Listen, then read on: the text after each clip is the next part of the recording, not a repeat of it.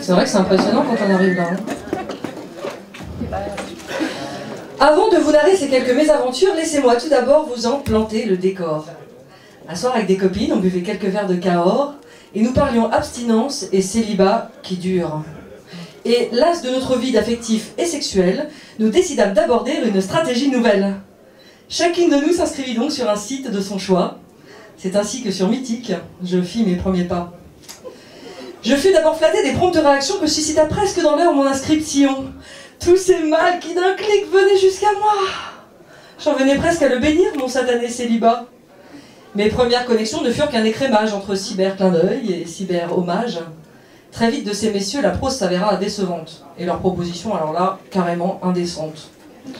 Petit à petit, j'affinais mes critères, prohibant par exemple les hommes adultères. Il y en a plein sur le net. Avec certains, je fis même le saut du mail à MSN pour mieux faire connaissance avec ces quelques spécimens. La suite logique, vous l'aurez deviné, consistait à passer du virtuel à la réalité. La Villette, Nation, Rivoli et Odéon furent donc les lieux de mes tribulations. Un soir à la Villette, je retrouvai un homme énigmatique qui sur sa vie ne s'était pas montré très prolixe. J'alignais les questions. Des enfants? Peut-être. Un boulot? Certainement. J'avoue que très vite, la curiosité céda la place à l'agacement. Totalement excédé, je décidai d'insister. C'est là qu'il révéla qu'il était agent secret.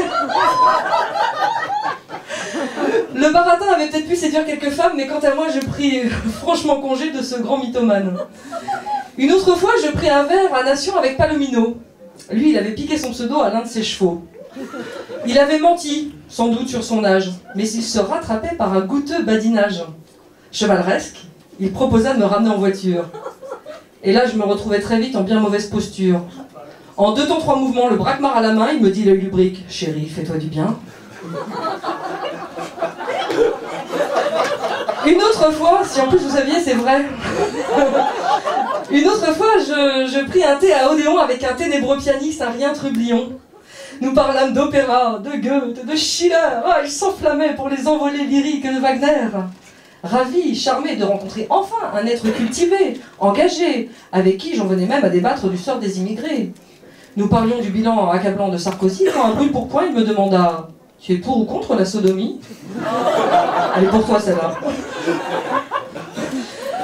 Après quelques secondes de stupéfaction, je sortis de l'impasse avec panache et autodérision.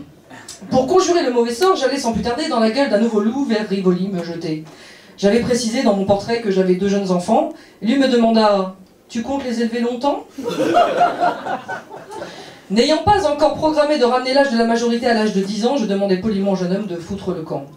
Le bilan, je vous le concède, est loin d'être encourageant. Et j'ai certes ainsi pu butiner quelques amants, mais dans cet imbroglio, l'amour, lui, fout complètement le camp.